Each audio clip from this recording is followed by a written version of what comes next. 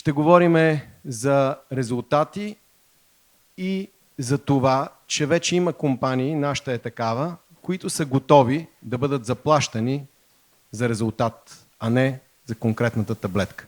There has been a lot of discussion about drug pricing. The thing you have to remember about drugs in the whole healthcare system is that it's about 10 to 15% of total healthcare costs. So you're not talking about the majority of healthcare costs. We still have a lot that we have to address.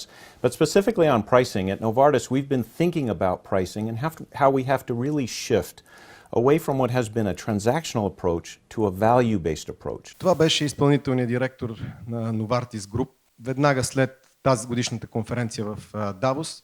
Едно кратко интервю пред Wall Street Journal, където той говори точно за това, че ние искаме да преминем от сегашното ценообразуване на самото лекарство към цена на резултат, което ще бъде получен при пациента. За което има съответните рискове и, както каза доктор Сака, системата не винаги е готова. Ние не сме готови във всяко заболяване да започнем този процес, но ще започнем от някъде. Увеличаването на здравните разходи е видно и ще бъде все повече в идните декади. То ще бъде повече от икономическото развитие на света, така че ще има един проблем с устойчивостта на здравната система, за което трябва да правим такъв тип модели за реимбурсиране на най-добрите и резултатни терапии. Много държави се опитват с увеличаване на разходите да доведат до по-добро здравеопазване с всички засегнати страни в здравеопазването, като започнем на първо място от медицинските специалисти, пациентите, пациентските организации, здравните институции, компании, които се занимават с IT, с софтуер, тези, които предлагат Big Data, за да може да се направят анализи, за да може да се отчитат резултатите и за да може да достигне до такъв тип лечение и здравеопазване, което е базирано на стойност. Не зависи от вида на здравната система дали тя е ефективна или не.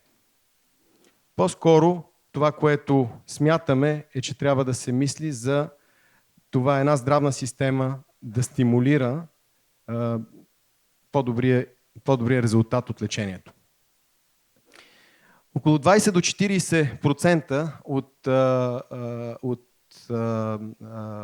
разходите за здравеопазване се губят в системата, като най-голяма част от загубата е от свръххоспитализации, свръхизследвания и свръхпрескрипции на лекарства, което за съжаление е един процес, който трябва да се извърви, за да може тези фактори да се...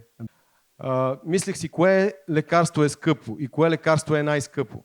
Ами най-скъпо е лекарството при конкретния пациент, където не е имало ефект. Как можем да доведем до изпълнение една работеща, базирана на стойност здравна система? Както каза доктор Сака, това не може да стане изведнъж за всички заболявания. Трябва да започнем от специфична група болни, които имат специфични нужди, които са разгадани добре от медицината, имаме добро познание за тяхното заболяване. Такъв тип редки заболявания са добър модел, също така и някои редки онкологични заболявания. На първо място идентифицираме групата болни, на второ място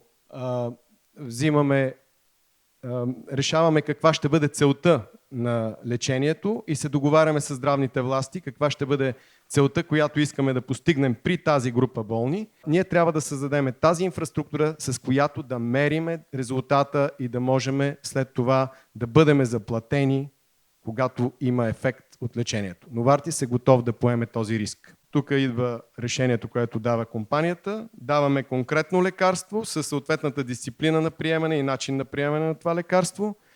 И разбира се, договаряме с здравните системи начин на заплащане, който е свързан с заплащане, когато има резултат. Когато няма резултат, ние сме готови да върнем средствата на здравната система. Ще завърша с един мой личен пример от моето семейство. Това, което ме мотивира да работя в тази насока, а именно за постигане на по-добър резултат. В моето семейство леля ми е много близък член на моето семейство. Тя на 45 години заболя от рак на гърдата, високо рисков, с 3 лимфни възела, ангажирани в аксилата. Когато заболя, тя каза: аз искам да живея, аз искам да съм активна поне още 20 или 30 години. Тя даде всичко от себе си.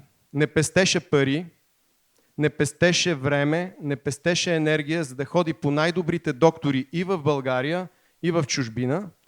Тя даваше пари за лекарства, от личните си пари, защото знаеше, че ако те действат, тези лекарства няма да са изкъпи.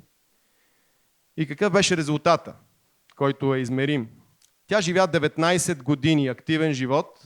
Тя каза, че тези 19 години са най-активните години от нейния живот. През тези години тя стана професор, защити докторат, стана член-кореспондент по физика, работеше в катализа и вредните емисии, беше известна в цял свят в нейната област.